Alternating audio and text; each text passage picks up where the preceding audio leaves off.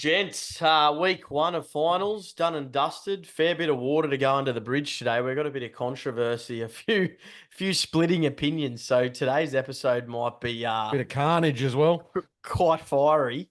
So strap yourselves in, everybody, because this could get very interesting. Now, first things first, guys. The games from the weekend, obviously, there was a bit to come out of it. We'll talk about the first game, obviously, Bulldogs versus the Storm. Bit of carnage, obviously, for the Bulldogs. And to be honest, no one's said too much about the Storm. And here they are just sitting pretty with a couple of weeks off, get some troops back, probably in the box seat, really. What do you guys make of the Bulldogs now, though? Yeah, they look like they're going to go out in straight sets, don't they? Between the injuries, the form slumps, the selections, which have been heavily criticised, of Galvin coming in, of Hayward at hooker ahead of Reid Marnie, and Penrith. I think they're just ready to come and get them and see you later, doggies, sadly.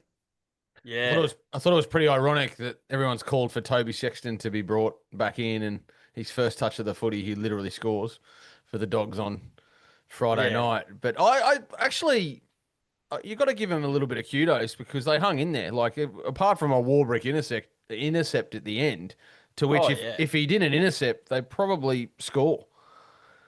So it could have gone either way. Like, as a Bulldogs fan, you'd certainly be proud of the team's efforts. Absolutely. And whether the injuries, come back to haunt them, I don't exactly know. We're recording this before the teams come out, but the word is there's about 5 to 7 in doubt. So I don't exactly know what sort of team they're going to field, but I give them a chance next week. They'll have 70,000 Bulldogs fans there. That will act as an extra player. Don't sell the Panthers short. It's not a long trip for them. It's almost a home game when you think they don't have a home ground. So I reckon you'll have a decent contingent of Panthers fans there as well. Yeah, but if we just to the Panthers point, and I know we'll preview this game, and I can probably wait, and we'll talk about the Panthers Warriors. But yeah, the Warriors I don't think were that great. I don't think they threw a lot at Penrith. A couple of bounces of the ball, I think, sort of went the Panthers' way, and it just ended up 24-8. I don't think they were overly impressive, but did enough. And that's all you got to do. Like, I don't think Melbourne were overly impressive, but again, did enough to win. I didn't think Cronulla were all that hot either. Yeah, that's right. That's right. So, at the end of the day, who cares how you win? It's just winning. But a lot of people are going to write the Bulldogs off. I give them a chance. I'm actually going to tip them this week.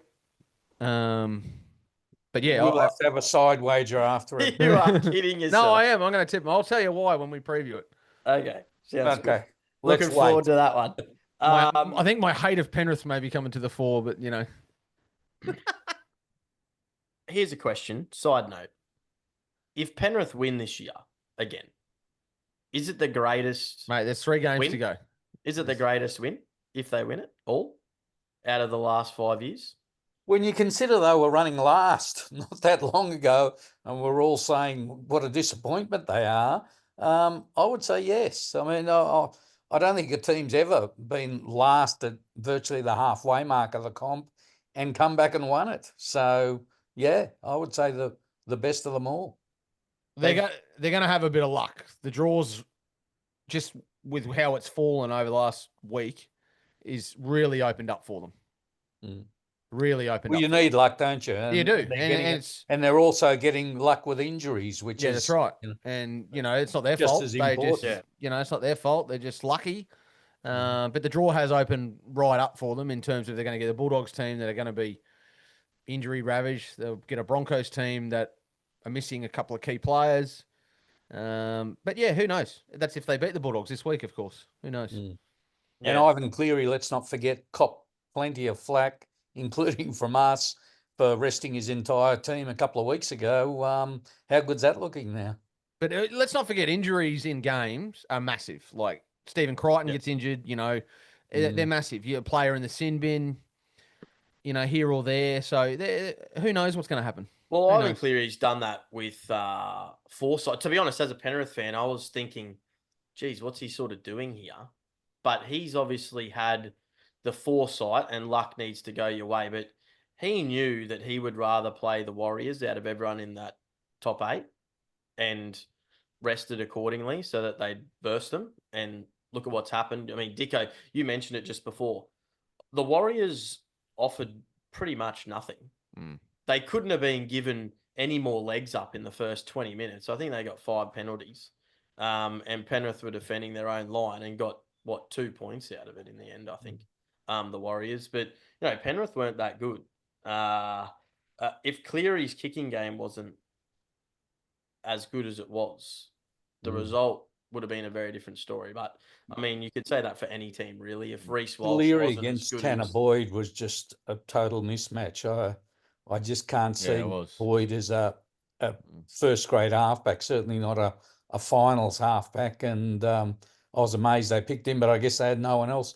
Their season basically died the day Luke Metcalf went down. They were going great guns till then, and it's I think they lost been like all 6 downhill. out of the last 9 games or something. Yeah, Like they were... But the game was still in the balance until that really good defensive set by the Warriors and that kick on the 30 that just happened. Why Nickel Klostad was standing 300 meters away from a field kick, I got no idea. And it just bounced on its point, and then Garner picks it up, and I think they scored from that, literally that play. And it was a forward pass too. Yeah, yes, but very forward. the game was still in the balance at that point. So that's what I mean. Like but it's like any game. It's a bounce of the ball here or there. It's a player, rolls his ankle or whatever. Who knows? Yeah. It's why in a final. And the give either team conditions a were chance. dreadful. The conditions were absolutely atrocious. Yeah, and that favoured the Warriors. I think they were quite happy for the wind and the rain. They're used to that, and it shut down some of Penrith's attacking game and their speed out wide. So things favoured them, the home crowd, but still the Panthers got the job done. And Look, and really, even though it was close, I don't think any of us at any stage thought Penrith are going to lose this. They're agreed. too close. Don't forget Mitch Kenny was injured, but that's right. It's Penrith. Everyone forgets about the injuries that Penrith have. Everyone just wants them to lose. One. And fair enough. One fair injury? Enough. One but injury. he's huge. He's huge. Mitch one Kenny's injury. massive for us. I disagree. I think he just catches and passes. Mate, you and I could play hooker for the Panthers. middle. You and I could play hooker for the Panthers. You'll see the difference. I agree. This Sunday when he plays. You could have a robot play hooker and he'd go all right. Yeah, well, it's a team game. It's a team game. Geez, I wish Walsh was suspended. All right, moving along. Sharks and Roosters. Geez, Molly, you nailed it. That was horrible, that game. Yeah, Roosters were terrible and Sharks were only fair. So that was a Roosters really should have put them disappointing away. game for me. Roosters should have put them away. They dominated the first 25 minutes of that game and should have been up significantly. Credit where credit's due to Cronulla's defence. But yeah, I've had a look at the stats, and the Roosters lead the mistake rate, the error rate, the drop ball rate for the entire NRL, and it came out to kill them the other night. They just kept dropping the ball. And Cronulla said thanks very much and just grinded away and came up with a win. Well, if you take yourself back to last week, gents, I think you laughed at me when I tipped the Sharks. But the Roosters' style of football just literally doesn't suit finals. It honestly doesn't. They're a bunch of individuals who rely on attacking flair, and they put up some massive scores, but defensively they've always been rubbish. And all of a sudden they tried to change their style. Like, how conservative did Stanton Walker play? Like, what was he trying to do? He was trying to steer the ship like Cleary. Sorry, mate, that's not the type of player you are. Just play your natural game. And the outcome would have been completely different. I mean, Hugo Savala was, trying to run the football then because Sam Walker was trying to act as the controlling number 7. And it was just, they were all out of sync. They look tired. Guys like Victor Radley, he's had a long campaign. He's been knocked around a lot. He just didn't look the force he has been in the past. Lindsay Collins, I don't think Spencer Lanu gave him much. The two hookers, Connor Watson and young Benny, I think they had 2 runs each. I don't Um, understand some of Trent Robinson's decisions there. Like Spencer Leniu is clearly better coming off the bench. Like Mm. always has been, always will be. He's not a starting front rower. mm, And it literally every attribute that Spencer Linu has gets taken away from him starting. He's an impact player. It's as simple as that. Connor Watson, for the life of me, yeah, fair enough, it's worked, but geez, they've played some poor opposition recently. But him starting on the bench for Benny is just Yeah. absurd. Like he's the Blues utility. Like he should be mm. starting and playing 80 minutes every week for that team. I don't know whether it's a prelude to Robson coming over and getting him used to, having that versatility off the bench. I don't know what the plan is there, but they probably overachieved anyway, I reckon, the Roosters. For They this did, year. definitely. I thought they'd be, 10th to 12th. This was a rebuilding year with all the players they lost.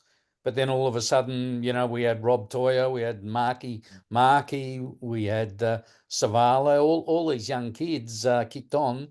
But in the pressure of a finals game, and a lot of them were playing their first final, they couldn't handle it. They really struggled.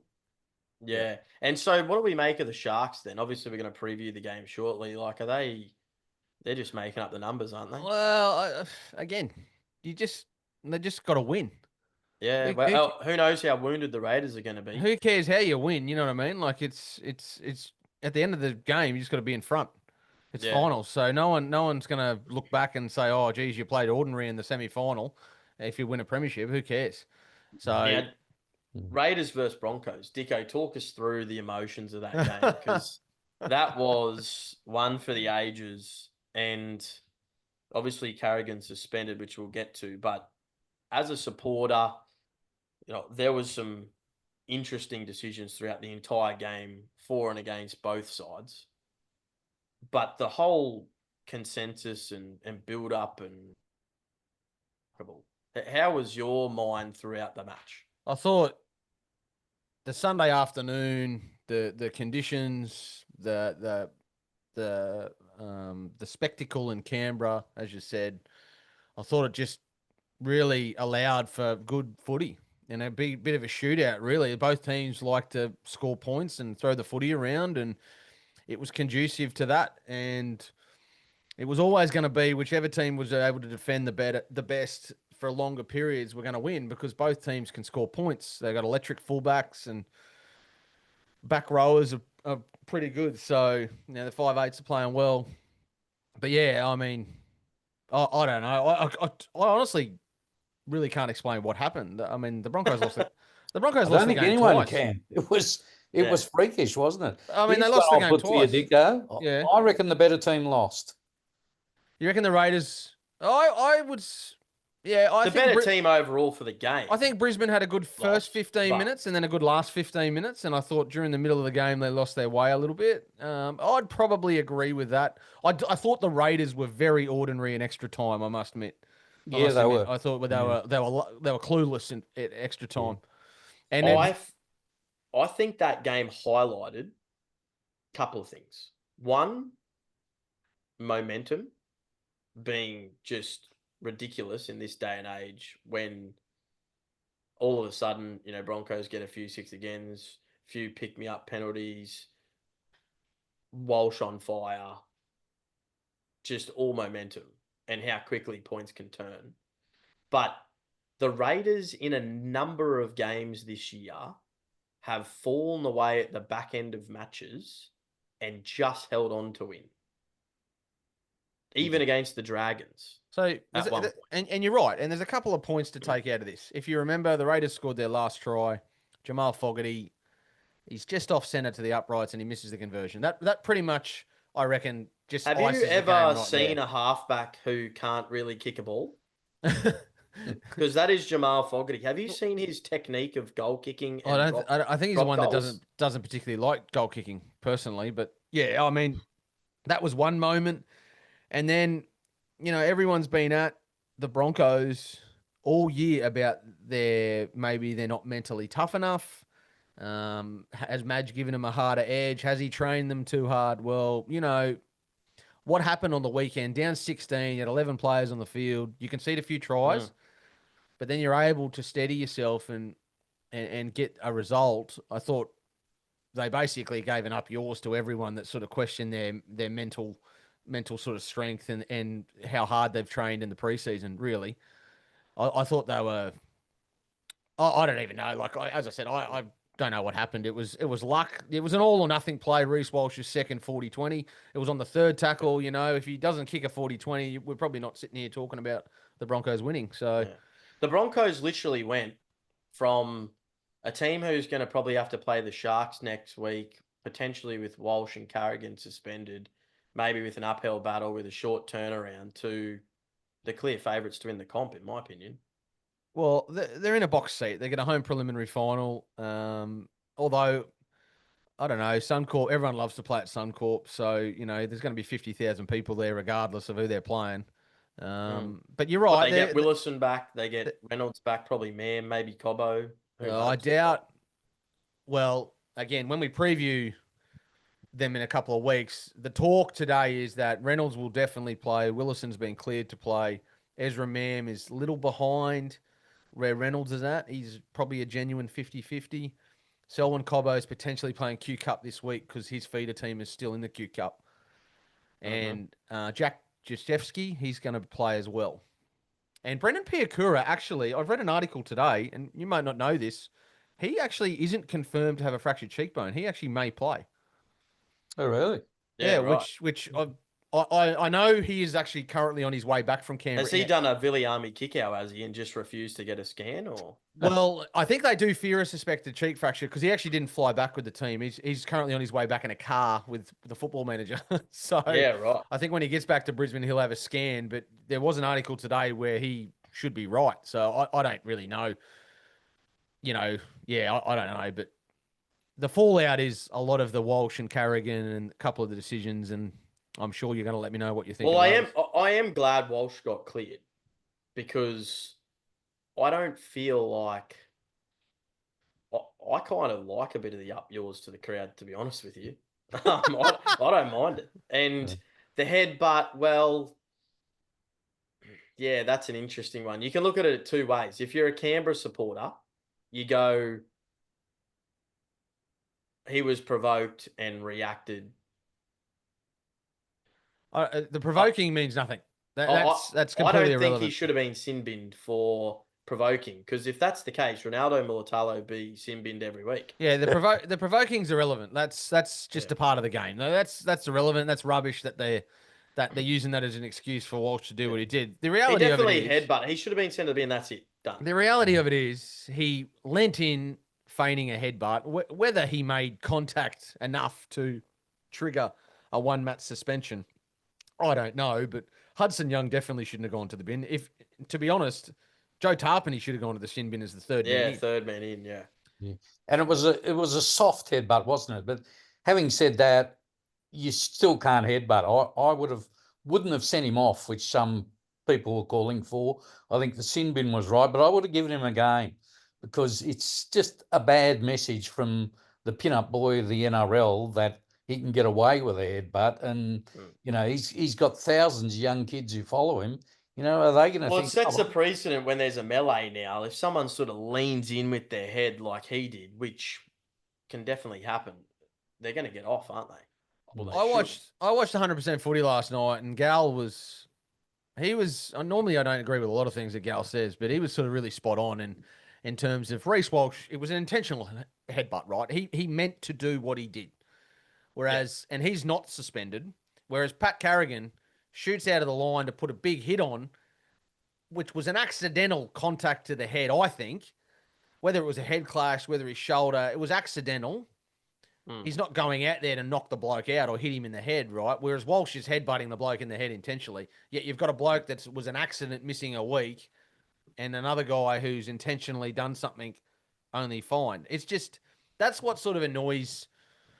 Because if you look at it from 2 points, what's a worse act in rugby league? Headbutting someone or accidentally making contact with someone's head in a tackle? Yeah. No, you got a valid point, Dicko. I kind of agree with what And it's Al the sort said. of thing that annoys the fans, like that. They're the ones who pay their money, who support their teams, and they just can't agree with these decisions. And here we have the NRL's come out and said Brisbane got the penalty at that moment. Yeah, that Canberra was a got joke. it, and That was a joke. Canberra get a penalty there. Who knows what happens with the Yeah. game? And yet they come out and say Klein So- had a good game and he's going to be refereeing next week. These are the things that just piss the fans off. They piss me off. Yeah. Well, So we're going tell to me, get to I the mean, you're not- referees in a second. But you're not Broncos supporters, neither of you. What are you happy with Carrigan missing a prelim final for that? No, I think he's been hard done by. Yeah. Look, I think he's been hard done by. But if you go back to the further point, as a Broncos fan, you would rather not have Carrigan play than Walsh. Because Yeah. I reckon if you have no Walsh in a prelim against any team, you're not winning.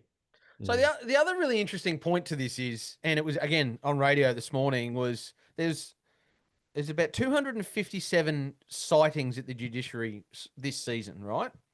245 accepted the early guilty plea. Now that is because if you challenge your grading and or the decision, you miss an extra week.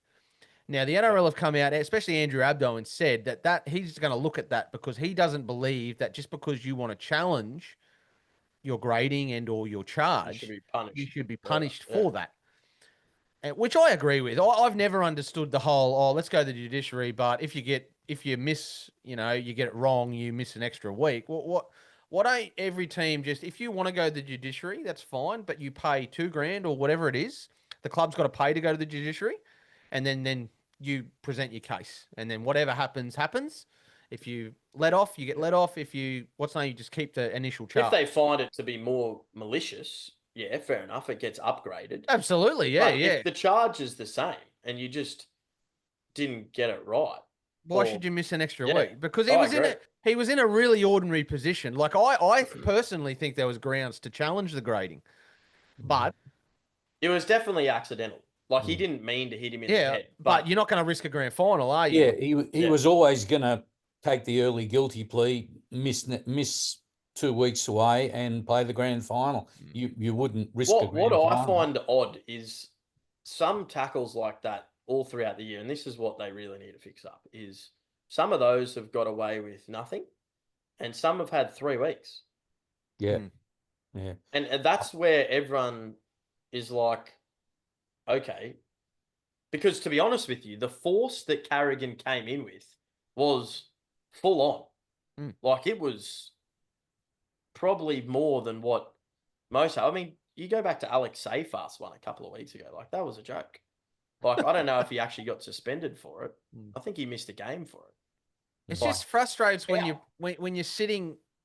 Like if that was the state of origin, do we think that Paddy would have been suspended for the Broncos after the origin? If he didn't get an origin, do we think he would have been suspended? No, we don't. I think we can all sit here and say, no, we don't.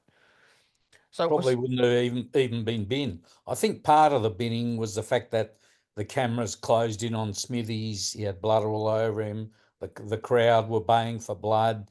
I think all those things are factors. I don't mind the binning. Like I can accept that because you want to get rid of that contact with the head. But what I'm saying is that the final series is the showpiece of your season. So why, unless it is direct foul play, why are we sitting people out? And Morgan Smithies wasn't concussed. He passed his HIA. He came back onto the field. Carrigan done his 10 minutes in the bin. Canberra got the advantage because of it.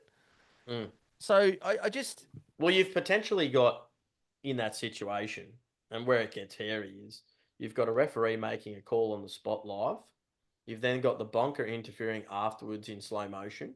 You've then got a match review committee that comes in post-game who wasn't there on the day, don't know the context and the heat of the battle, all that sort of schmozzle doesn't even get recognised. And then you've got a potential judiciary hearing, which is a separate panel again. So I get there needs to be systems in place, but it all needs to be, firstly, it needs to be watched at full pace. to get context of, and a lot of the coaches have mentioned this, like the game's gotten harder and faster. The athletes got a bigger and more powerful. Accidental situations are going to occur. There is players like Jared Hargreaves, who's no longer in the NRL, who intentionally goes out with a swinging arm. And Willie Mason at times, Sonny Bill, all these players that purposely sort of came in shoulder charging, high tackles to influence a game, swing momentum, put a big hit on, whatever. But Paddy Carrigan's was none of that. It was just purely him coming in with, full intent to try and turn the game. And as a result of the guy not necessarily falling, but definitely leaning forward at the point of impact. If he was upright at the time, it wouldn't even touched his head. As I said, I just think it wasn't worth it to challenge it. And from what I read yesterday, there was deliberation over the grading. Yeah. Like whether to grade it a 1 or a grade 2. So if there's deliberation over the grading, it was a grade 2. Yeah. So if there was deliberation over the grading, well, then there's factors that are there that gives you grounds to challenge. But as we've said, you don't want to risk Molly said, you're not going to risk that, right? Yeah. You're not going to risk missing a grand final. Now, what do we make of Ashley Klein? Seriously, because is he a person that everyone loves to hate because he's the best? Well, or is he just rubbish and everyone else can see it? Well, I want to... Yeah, and this is another incident that I don't think he handled particularly well. So the penalty from Hosking on Walsh's leg. Do you reckon Harry Grant's sitting at home absolutely filthy about Hosking not going to the sin bin? Because Harry Grant's done that about 3 times this year with less contact and been sent to the bin and suspended for doing exactly the same thing. So when's that not become a sin bin? Everyone's talking about... Has it got anything to do with subsequent offences or... Well, he attacked his leg and a high risk of injury. Yeah, but I think it's a bad rule. I don't think he attacked his leg. I think Walsh kicked him. I don't necessarily like the rule either, Molly. I think you should be able to charge down. Unfortunately, what happened to Lockie Ilias is why we've gone this way. But the rule is you can't attack someone's legs. And I thought if you dived at the legs and made contact, that was just a sin bin. So I'm not really overly concerned that it wasn't a sin bin, but everyone's carrying on about, Hudson Young being sin bin and all this. Well, I would have thought that should have been sin bin.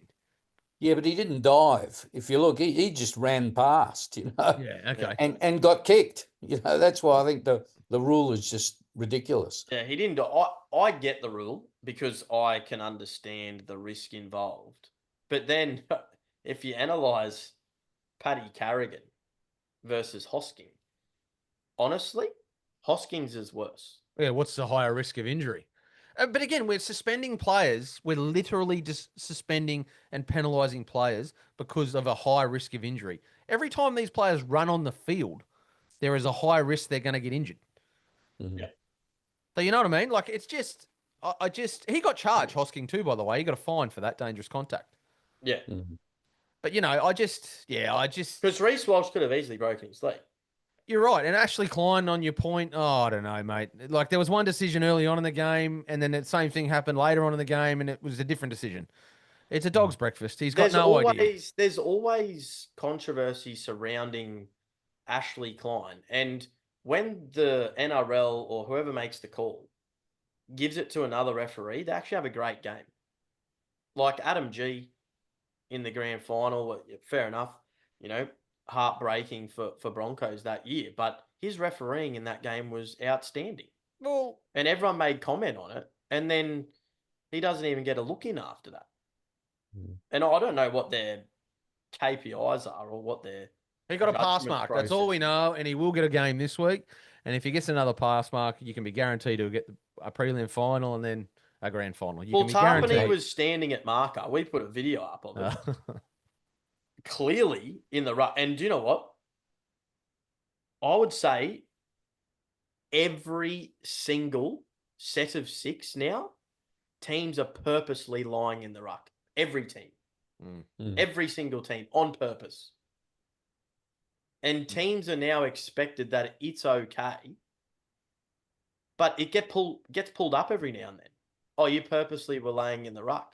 Oh, so what? Tarpany was purposely being a statue for 5 seconds. Yeah. I mean, as I said, mate, this is just the inconsistencies of it. And then they ruled a forward pass, which wasn't even forward. did either of you realise, and I didn't at the time, the Reece Walsh field goal his leg was taken, did you realise it automatically a penalty 10 metres out in front?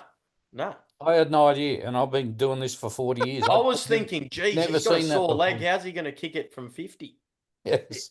I thought it was just where the ball landed, and the ball actually landed behind where Walsh was because it was charged down. Yeah. Yeah. I knew the kick one, like where, kick in general play.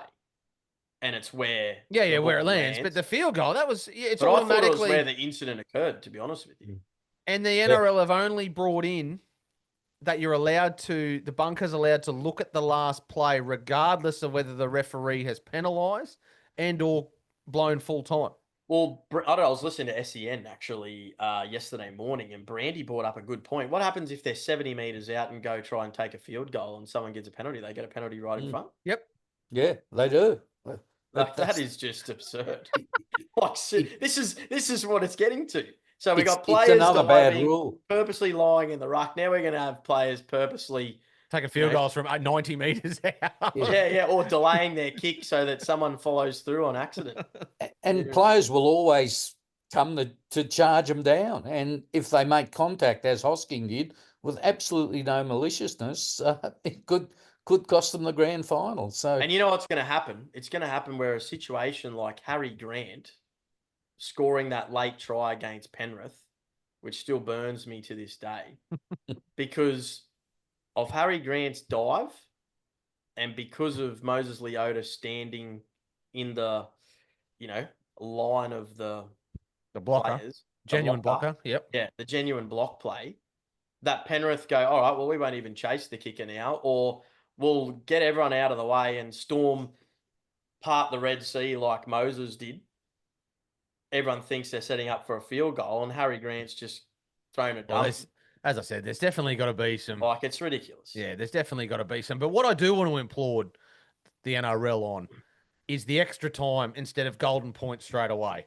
I was fascinated by the 5 minutes each way and extra time because it wasn't just a field goal-a-thon.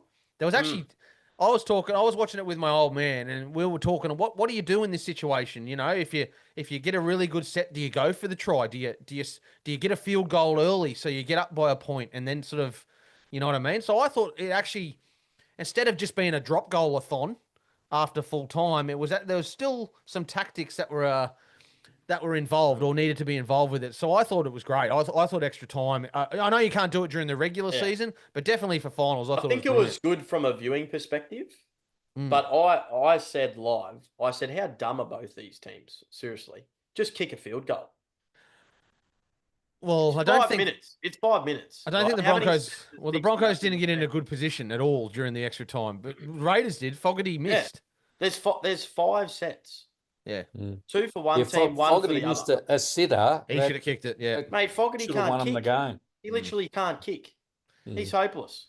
He can kick in general play, but he cannot kick goals. Like his technique. Like I'm an ex-soccer player. He can't kick. Like he genuinely can't kick. He tried to take a field goal and nearly missed the ball at one point. Like what is doing there? It's like Chanel Harris-Tavita. He can't kick either. They got some work to do, that's for sure, the Raiders. And, it's more, not physically, they'll be right physically, but emotionally it's going to be interesting. Yeah, I agree 100%, Dizz. Sorry, Dicko. I think mentally, they need to get a psychologist in. I mean, twice in this game, and I've never seen it before, they're jumping up and down thinking it was all over and they'd won it. Somehow through a combination of bad luck, bad management, bad refereeing, they ended up getting beat. Yeah. And that's going to really be in their heads all week. And everyone's been saying all year that, come finals time, they're going to be found out. Well, they almost weren't, but in the end they were. Surely Jed Stewart knew he touched the ball. Oh, he didn't celebrate. If you watch that again, he got up sheepishly. Okay, good. Yeah, he got up sheepishly. The rest of them did, but Stewart got up sheepishly. We're happy for that to be a knock-on, aren't we? We're all happy for that. Oh, that was a knock-on. That was a knock-on. But again, bad luck. I mean, you I know, must with have, the I must finger, admit, wasn't it? live, I thought, oh God, he's just batted this straight back to a Canberra player. Yeah, yeah, I Mm. thought it was all over. But And yeah, and again, they were jumping up and down and thinking that they'd won, you know, the biggest game of their lives, just about. yeah. But yeah, when they brought it back, I thought, oh, Broncos are going to win this now. You know, their hearts were just broken. Well, when it went to extra time and then the result, or just before the result, I thought whoever loses this game, I can see going straight out in straight sets. Mm. It's just going to be really tough to back up. They've got a short turnaround as well, you know, emotionally, as we sort of said, you know, Channel 7, Sydney, actually posted on X that Canberra were through to the prelim final. Yes. Oh And then they my had God. to delete the post. Stick to AFL, No, guys. seriously, no one knew what was going on, but it was great theatre. It was brilliant It theatre. was. It was. We'll go Yeah, it was down as a unreal. classic. Yeah. Unbelievable. Now we'll go straight into the preview. We may as well. Dicko, you think Sharks have got this one? It's at Shark Park, isn't it? It's not at a core. No, it's at Canberra. Oh, it's Canberra. That's right. Because you've just literally spent the last 30 seconds saying whoever. I think but I think you'll know early. You'll know in the first 10 or 15 minutes whether the Raiders are on and whether they're there and are able to get a result. I give the Sharks.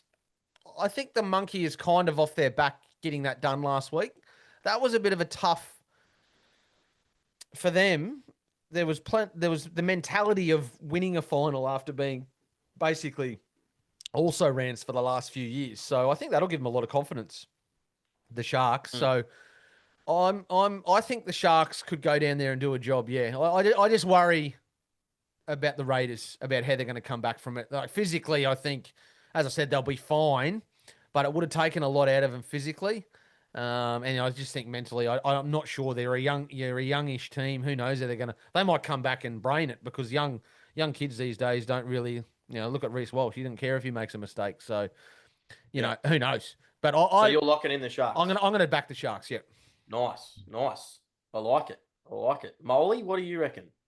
I've known Ricky for many years, and I know he's going to milk this for all it's worth. He's going to sit them down, and he's going to say to them, everyone wrote us off. We should have won that game. Everyone's against us. The old siege mentality. He loves a good ambush, Ricky. They're going to be at home. They're going to have the crowd behind them again. I think they'll get the job done this time. The Sharks were not impressive last week. They were just very lucky that they played a Roosters team that was worse than them. I didn't see a lot there that instilled me with confidence in the Sharks, whereas the Raiders put on some great plays last week. So out of the two, I like the Raiders at home. If it was at Shark Park, I'd be going Cronulla. It's one of those games. Yeah. Yeah, right, okay. Yeah, I agree with you, Molly, with the Sharks comment that they got super lucky. Well, not lucky. It was just the Roosters were rubbish and Sharks were just a little bit iced their key Less moments. rubbish. Yeah, pretty much. I think Canberra will win.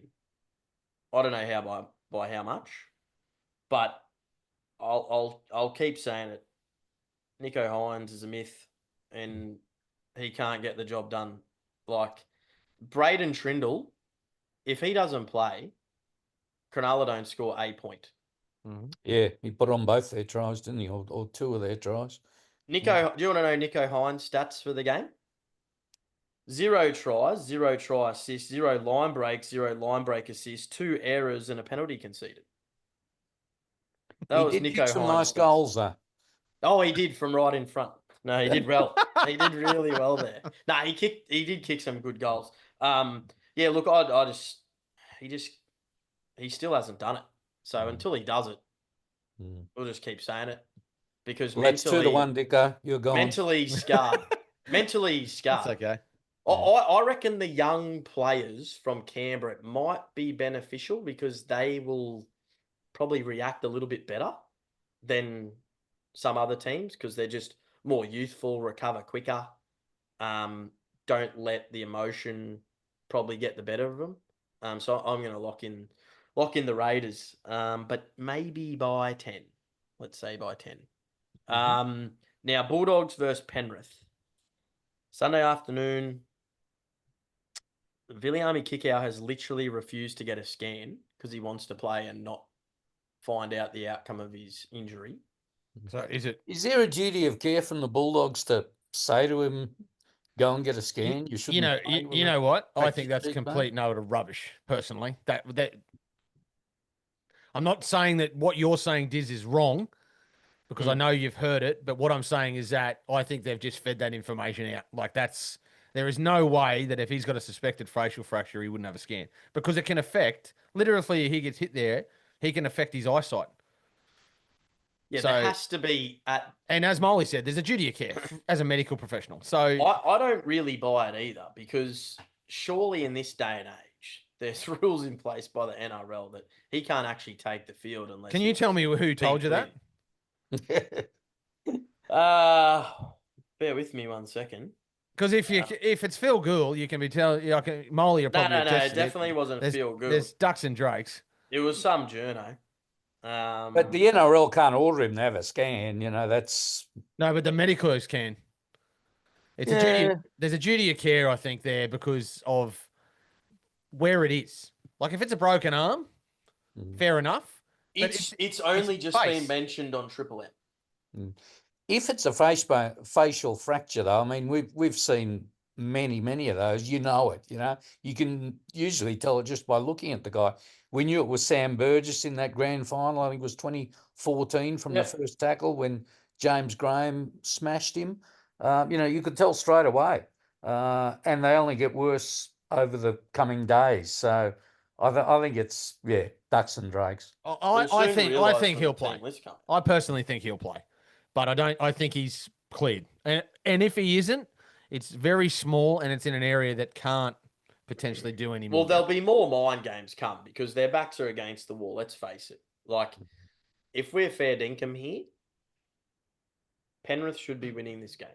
If we're being fair dinkum, that they should win. Penrith will win and win well. I think the Dogs are in the same position as Canberra in that everyone was doubting them. Now they're doubting themselves after last week because they went all right, but bottom line is they lost. Now they're in sudden death. It's the chance of going out in straight sets, which everyone dreads.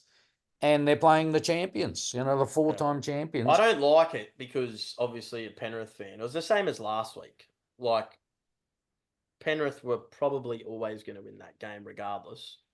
But there's always a fear in the back of your mind as a supporter. Like, you know, when you're a heavily, you know, back favourite. Well, who are they going to miss? The Dogs. Who are they going to? Crichton's out, so he's ruled out, yep. He's probably the biggest loss in their entire team. Who else? Who else is out? Montoya's in doubt. Tuala's out. Tuala? Kiraz. But see, I don't buy into the Tuala incident because I feel like the Bulldogs are a better side with Tuala missing. So the only one that I think, and Sexton and Galvin in the half. So the only one that I think they missed there is Crichton, and they replaced Crichton with and Bronson Sherry's back. And they replaced Crichton with Matt Burton. So you're going to miss Stephen Crichton absolutely, but Matt Burton's a pretty good centre. So they're going to have instead of having. Crichton. Some would argue that Matt Burton's a better centre than 5'8". Well, he scored his try last week at centre and was a good try. And they've been looking for a way to get Galvin one pass wider and Sexton in. I also think Reid Marnie's got to come back in the 9. If he's not the 9 this week, I'm baffled. They're gone. Dicko, we've said this a few times, and I'm going to say it now.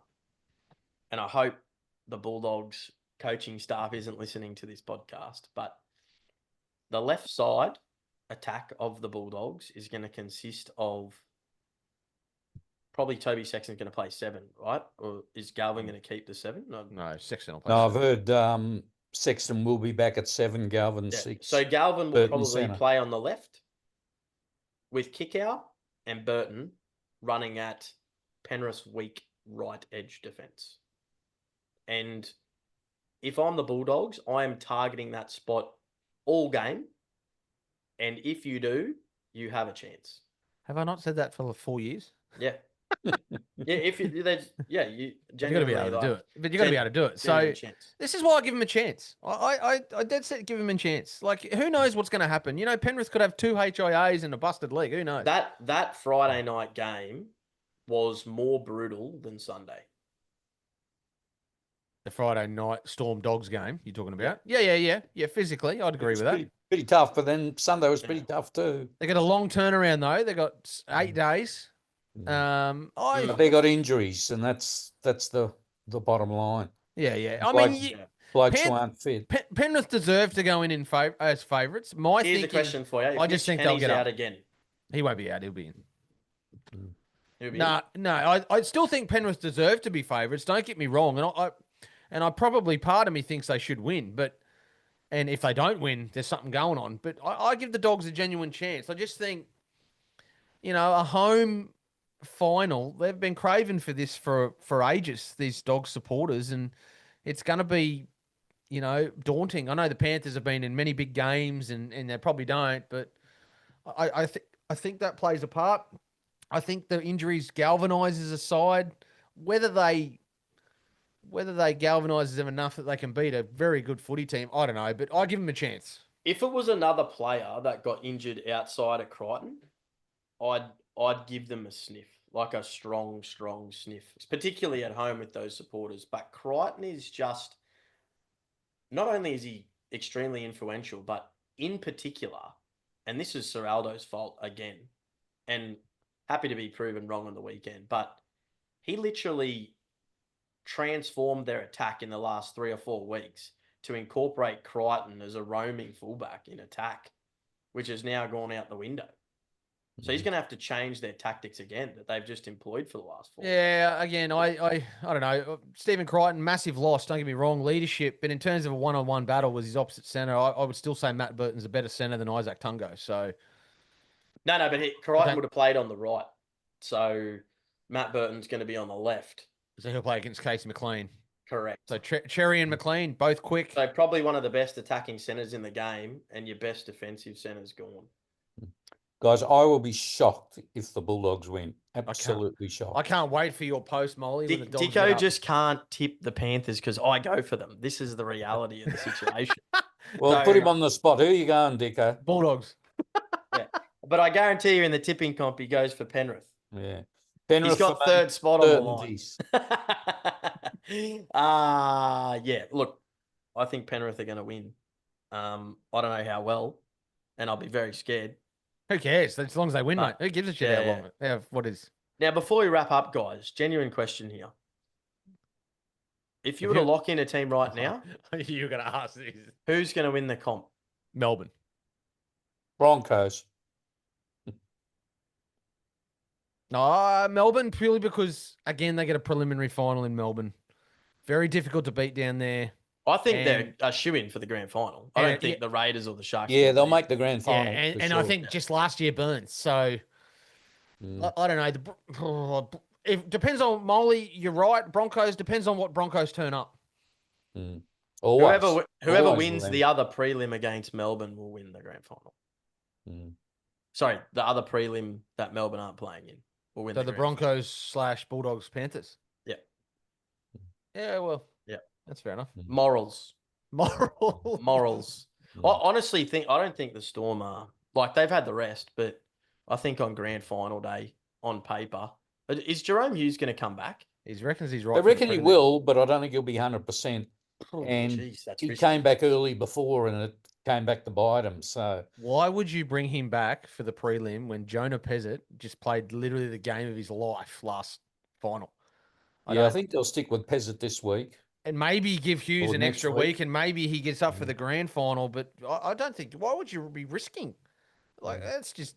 The only thing I can think of is what they did in the first semi is have Pezzett on the bench, start Jerome Hughes, and at least if he does get injured, you've got Pezzett to come in. But you do that in the prelim. You don't do that in the grand final. No, that's right. And you have Wishart on the bench anyway, so it doesn't really And if matter. he's not right for the prelim, he's not playing the grand final. Or the opposition's licking their lips, really. Or just targeting him. But we're going to see what happens. Like next week, who knows? We're going to All see. will be answered next week, guys. How good? All right. Take care, enjoy, and may the best teams win. Thanks, Diz.